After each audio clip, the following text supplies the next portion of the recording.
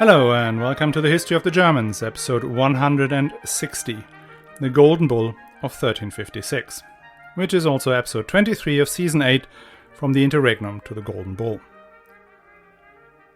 Every realm that is divided internally will go to ruin, for its princes have become the comrades of thieves. The Lord has poured out the spirit of deceit among them, so that they grope about at midday as though in darkness. And he has withdrawn the light from their dwellings, so that they are blind and leaders of the blind. And those who wander in the dark run into things, and those who are blind of spirit bring about evil deeds, which occur in disunity. You, jealousy, have soiled the Christian empire, which was reinforced by God with the virtues of faith, hope, and love, just like the indivisible Trinity. And those foundations stand firmly on the kingdom of Christ. You have soiled it with your ancient poison that you have spewed forth like an evil snake on the empire and its members. And to shatter the pillars and to bring the whole structure to collapse, you have incited disunity amongst the 7 electors who should illuminate the empire like the light of the 7 lamps of the mind. But in the name of the office which we hold as emperor, we are obliged to act against disunity and struggle amongst the electors for 2 reasons: because of our imperial office and because of our rights as an elector. In order to increase the unity amongst them and to bring about unanimity during elections and to avoid disgraceful divisions and to close the door to the multiple dangers that arise from them, we have issued the laws written down here at our festive imperial diet in Nuremberg, in the presence of all the spiritual and worldly electors, and before a large crowd of other princes, counts, free lords, nobles, and urban delegates. From our imperial throne, decorated with the imperial insignias and treasures, wearing the imperial crown, after ripe deliberation, we issued them on the basis of our unrestricted imperial powers in the year of our Lord, 1356, on the 10th of January, in the 10th year of our royal power and the first of our imperial power. End quote. So begins one of the most important constitutional documents of the Holy Roman Empire, the Golden Bull of 1356. But what did it actually say, and even more important, what did it not say? And how does it fit into the context of the history of the Holy Roman Empire? That is what we're going to discuss in this episode. Now, before I start, there's an important piece of information. Apple, in its infinite wisdom, has decided that it will take 30% of any new pledge you make via the Patreon app from November onwards. Android users and existing pledges are unaffected. So, those of you who've already signed up, or those of you who are on Android, you do not need to do anything. But, if you wish to become a patron to the show after November, and you happen to have an iPhone, please do not subscribe on the app, but on the internet. That means you should go to your computer and do it there. Because the evil lords of Cupertino have unfortunately set it up in such a way that even if you try to go to patreon.com/historyofthegermans on the iPhone web browser, you still end up in the app and they still charge you an additional 30%. I literally cannot tell you how furious that makes me. So, please go to a computer and sign up there.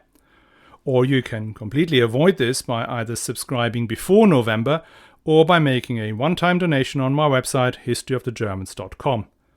And thanks a lot to Scott A., Stephen M., Truls L., Jörg K., and Scott Smiley, who've already beaten that deadline. And with that, back to the show. Even if you grow up in Germany, there is not an awful lot of political history of the 14th century that you are likely to be taught. But 2 events you will hear about. One is the interregnum, and the other, the Golden Bull. Why?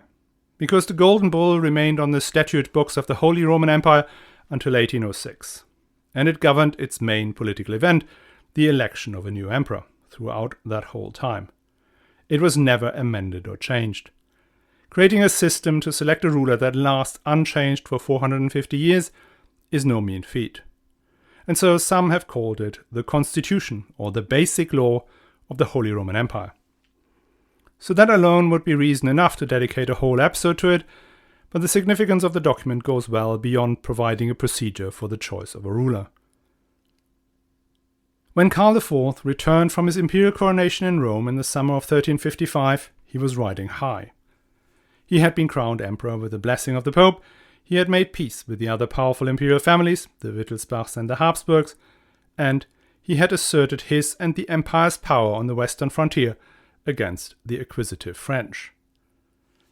Having reached a degree of recognition few of his predecessors could have dreamt of, he wanted to use his powers to put his two realms, that of Bohemia and the empire, onto a more stable footing. We've already heard that his plan to pass a fundamental law, almost a constitution for Bohemia, had floundered on the resistance of the Bohemian barons. But that did not discourage him from trying the same in the empire. He called an imperial diet to Nuremberg for January 1356 to discuss his proposal for a decree that would be later called the Golden Bull. By the way, the Golden Bull is not the only Golden Bull. The term means that the document had been sealed with a golden seal, making it out as particularly important. But there have been dozens, if not hundreds, of Golden Bulls. Some are famous, like the Golden Bull of Rimini that granted the Teutonic Knights ownership of Prussia. And if you ask a Czech about the Golden Bull, he would probably think of the one that turned Bohemia into an inheritable kingdom in 1212. But in a German context, the Golden Bull is the one issued in 1356-57 by Karl IV. Now, before we talk about why it's so important, let's first take a look at what it actually says. The Golden Bull is an imperial decree comprising 23 chapters, first issued at the Imperial Diet in Nuremberg on January 10, 1356, and then amended by a further 8 chapters at a subsequent Diet in Metz almost exactly 1 year later. The majority of that document deals with the process of the imperial election and with the role of the prince-electors. Now, when I went to school, we were told that the Golden Bull established the system of election by the 7 electors, but anyone who has listened to this series knows that this is not so. An election by 7 electors, namely the 3 archbishops of Mainz, Trier and Cologne, the King of Bohemia, the Duke of Saxony, the Count Palatinate on the Rhine, and the Margraf of Brandenburg, had been standard practice since at least the election of Rudolf von Habsburg way back in 1273. But what the Golden Bull does is making sure that from now on there should no longer be any more contested elections. And that is achieved by resolving certain open questions once and for all, and by closing down some loopholes. The first thing was to make sure that there was not going to be any more confusion about who these 7 electors were. In the past, this had been a problem, since, for instance, the 2 branches of the ducal house of Saxony, the Saxon-Wittenbergs and the Saxon-Lauenburgs, each had claimed the right to elect. Equally, the Wittelsbachs had set up a system of rotation between the Bavarian and the Palatinate line about who would be allowed to cast the vote. And as we have seen at the election of Ludwig the Bavarian, ambitious candidates could sometimes pull prince-electors out of their hats that nobody had expected. So the Golden Bull made sure that there could only ever be 7 men who could be the prince-electors. First, it states that the vote for Saxony rested with Saxon-Wittenberg, and that the Palatinate vote could only ever be exercised by whoever was the Count Palatinate on the Rhine. The Saxon-Lauenburgs and the Bavarian Wittelsbachs were told, well, they were just imperial princes, like everybody else. Something the latter in particular will resent for centuries to come. Then a system of strict male primogeniture is introduced for the prince-electors.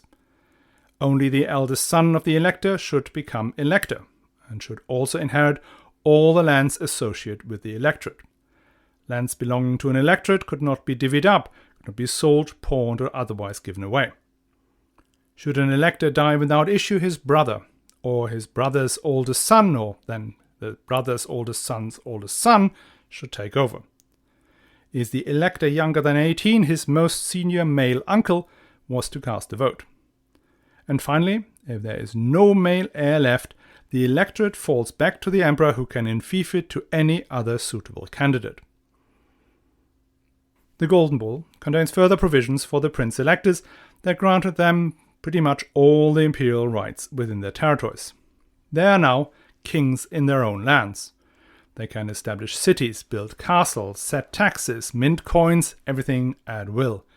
Even their judicial system is almost completely insulated from the imperial power. Then there are very detailed procedural rules. The election has to take place in Frankfurt. The election is to be called by the Archbishop of Mainz within a month of the death of the previous emperor. If he does not call the election, the electors have to come to Frankfurt on their own accord. Electors who fail to show on the date lose their vote. Each elector shall bring no more than 200 retainers, only 50 of whom are allowed to bear arms. The City Council of Frankfurt is tasked with keeping the peace between the different groups.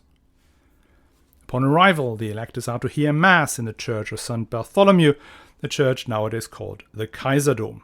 There they would also vote on the new ruler, each giving their vote in turn, with the Archbishop of Mainz voting last. Prince-electors could vote for themselves. If after 3 months they have failed to select a candidate, the electors are to be reduced to just bread and water. And whoever is elected by the majority has to be unanimously recognized as the emperor. The coronation should take place in Aachen, and the king should hold his first diet in Nuremberg. And then there are even more detailed rules and regulations, including provisions about who sits where at dinner, who leads which procession, and so forth and so forth. All these rules were designed to make sure that the elections could take place peacefully and could only ever produce one legitimate king of the Romans. And in that respect, the Golden Bull was a huge success. Whenever there was an election, only one candidate was elected. That, however, did not mean we are completely out of the woods as regards competing kings, but how that happened we'll find out when we get there. Apart from the provisions about the election and the prince-electors, there are a few more, somewhat random chapters. One bans any form of associations, confederations, or unions between the cities or between individual lords, effectively outlawing city leagues, like for instance the Hanseatic League. But it also banned the associations that the Reichsritter, the knights, had formed to protect their interests against the encroaching territorial princes. Karl also banned the practice of cities to admit local nobles as citizens, thereby again removing them from the feudal context of their overlord. And finally, there is an even more watered-down version of the ban on feuding that Frederick II had included in the Mainzer Landfrieden more than 100 years earlier. So, if we look at the provisions of the Golden Bull, there's not an awful lot of new stuff. What it does is sorting out some open questions, designing a procedure that reduces, if not eliminates, double elections, and then there are some provisions that limit the cities and the knights' ability to fend off the territorial princes. All the rest, the idea of the 7 electors, the privileges to do as they like in their lands, etc., had been standard practice for a long time, or go back to the Mainzer Landfrieden of Frederick II. So, nice, but not earth-shattering. So why did contemporaries see it as something of huge importance? Why did they produce no less than 173 copies, some of which, like the copy produced for King Wenceslas IV, the son of Karl IV, includes delightful images of pretty washing girls, wild men, and birds? As is sometimes the case, the real significance of the Golden Bull isn't what is in it, but what isn't. And what isn't in the Golden Bull at all is any mention of the Pope. Now, if anyone had listened to these last 159 episodes, you have most likely retained at least one thing, that the Pope is a seriously big deal for the Empire. But now, he does not even get ignored in this foundation document that set out the election process in enough detail that we know who walked in front of who when entering the city of Frankfurt on election day. Was it an omission? No way. This was deliberate. A deliberate exclusion of the Pope from the election of future emperors, thereby removing the successor of St. Peter from the fabric of the empire that he had dominated since the days of Henry IV. And as much by luck as by design, this worked.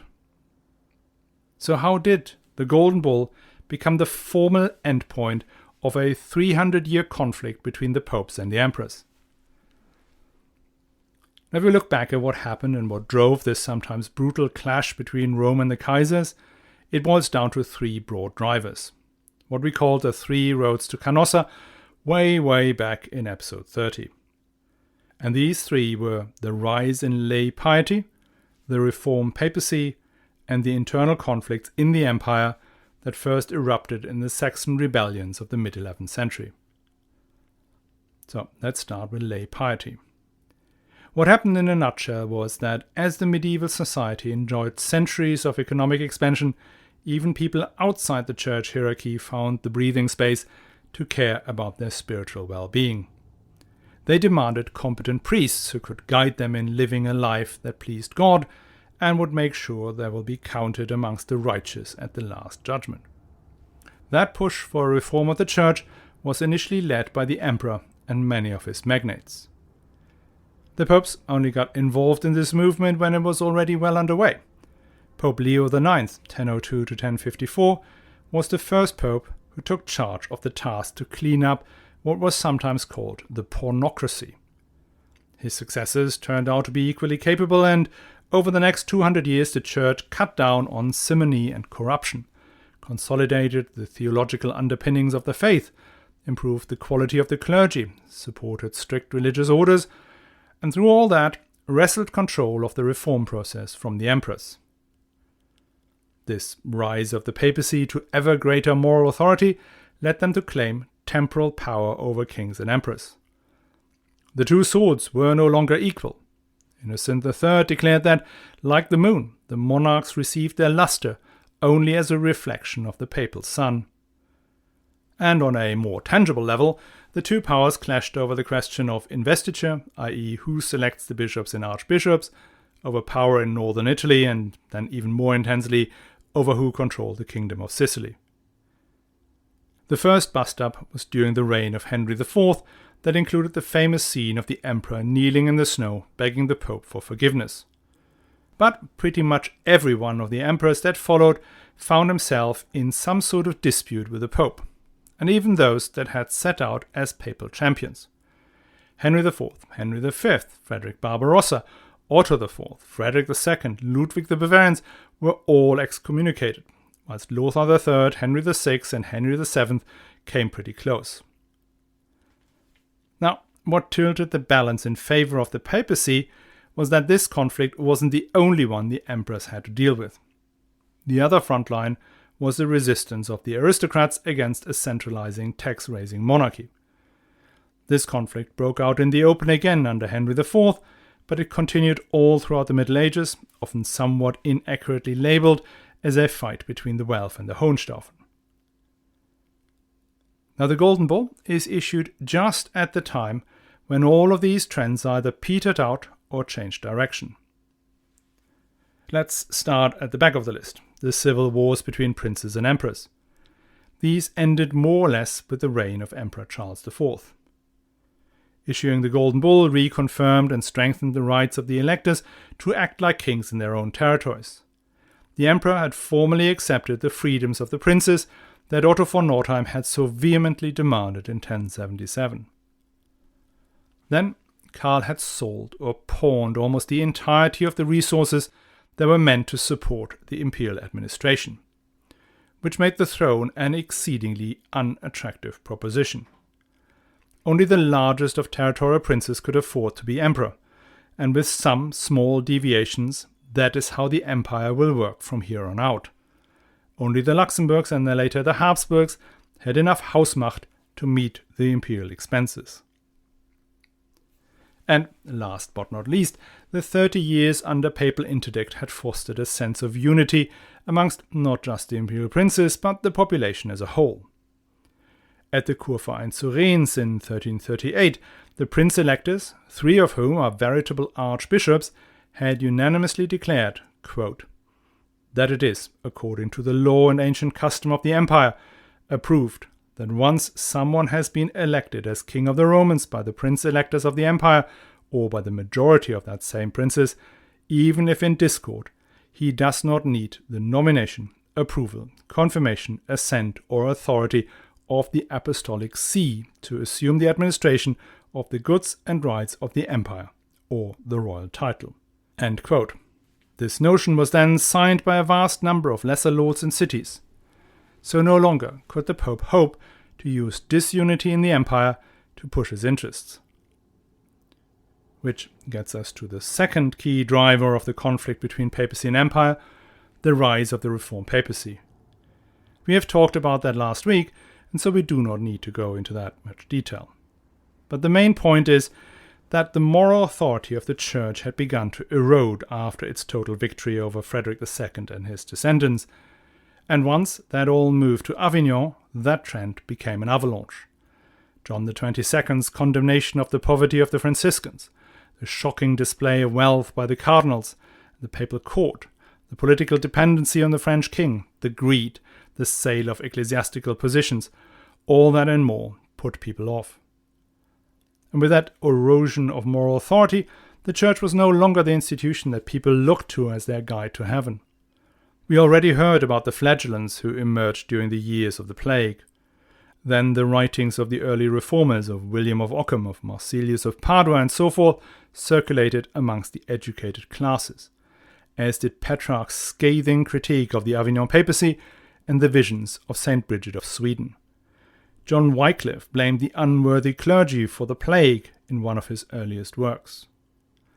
As literacy levels had improved significantly, in particular amongst the merchant class in the cities, some of these ideas circulated more and more broadly. By the time the Golden Bull was written up, the papacy had lost the ability to effectively fight the emperor.